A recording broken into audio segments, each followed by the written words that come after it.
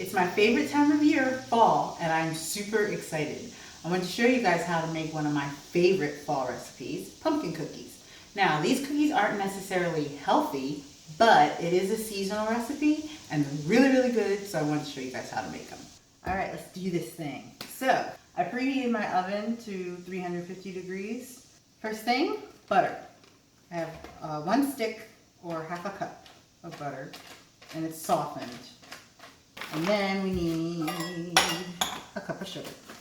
Scoop or pour it out, whichever's easiest. And it goes. So we're gonna cream the sugar and the butter together with my handheld mixer here. Okay? Definitely want to invest in one of these. They run about 20 bucks. Okay. So on low speed, I'm just mixing the butter and the sugar together. That's good. You just want to mix it till it comes together. Then, next thing, 1 cup of canned pumpkin. Now, you probably have seen that they have pumpkin pie mix. And what that is actually pumpkin mixed with sugar and spices and things. You don't want that, okay? What you want is just plain pure pumpkin. So make sure you look for the difference there. All right, and that goes, and now you just want to mix that up as well on low. As you can see, it's starting to look like separated. That's how it's supposed to look, okay? It's not gonna, fat and water don't mix very easily. So, and there's a lot of water in pumpkin. So it's not gonna mix, thoroughly. It's gonna look kind of grainy like that, so but it's fine. That's how it's supposed to look. Next ingredient is orange extract. Now this is some orange extract that I made a couple years ago actually. And if you want to know how to make it, check out my vanilla extract video. And I'll show you how. It's very, very, very easy.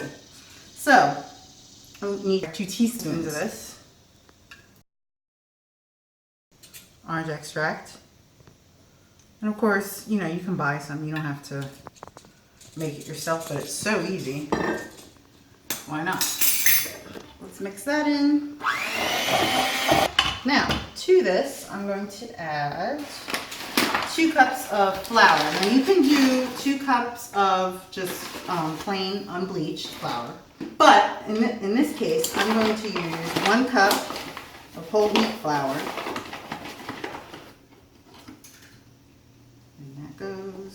And 1 cup of all-purpose unbleached flour. And the reason I'm doing that mainly is just because whole wheat flour has a lot more vitamins and minerals and just good stuff for you. So I wanted to get that in these cookies just to make them slightly healthier. Next, I need a teaspoon of baking powder. I use this little leveler to get a nice level spoon. And I need the same amount of baking soda, 1 teaspoon.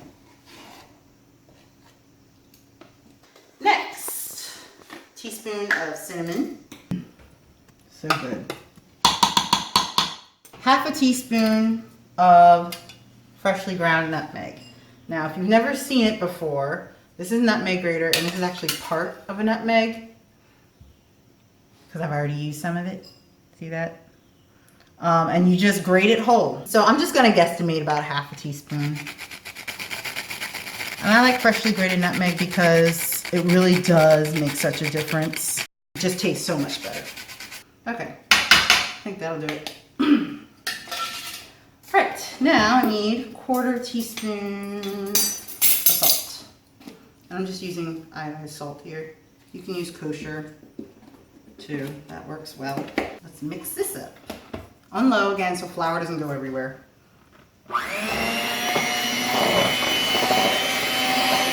I think that's about done. It smells so good. At this point, you can eat the cookies just like this. Scoop them up and bake them. However, I like to add dried cranberries to it. Half a cup of dried cranberries. Mix that in. All right, perfect. Now it's time to scoop them up and bake them. I just wanted to explain my tools here a little bit. First, I have 2 sheet trays, and they both have something called a Silpat on them. You probably noticed they're 2 different colors. only because this one is much more used. This one's older than this one. These are awesome. I love using these for baking, especially cookies, because it's non-stick, and it helps bake everything evenly. It's fabulous. I love these things. Now, if you don't want to buy a Silpat like this right now, a good substitute, parchment paper. That works really well too. Also, sorry, I have cookie ice cream scoops. These are technically ice cream scoops, but they're really good for cookies because you get the same size every time. So I have 3 different sizes here. I have my large, my medium, and my small. You can do whatever you want. I, however, am going to stick with small because, in my opinion, it is better to have 2 small cookies than 1 large one. And scoop these up just like that and put them on the silver. And I'm spacing them about, what is that, a couple inches apart, I suppose. Now, I have a little dish of water here. What I do is I just dip my fingers in it, and then I use it to press down and flatten out the cookies a little bit. Okay, and I put the only reason I'm dipping them in water so they don't stick to my fingers. Right, going into the oven. Here we go. And both of the racks, as you can see, are kind of in the middle, towards the middle of the oven. That's what we want. All right, so like I said, this oven is 350 degrees, and you're gonna bake them for about anywhere from 10 to 12 minutes. They should be set. They're not like chocolate chip cookies, really. They're gonna be really cakey and not so much chewy. But they should be brown on the bottom. All right, let's have a look-see here. Should be about done. Look at that. Yum. They smell so good. And let me grab my little spatula over here. Yep, see that? They're nice and lightly browned on the bottom. It's exactly what you're looking for. So now you're just going to let them cool.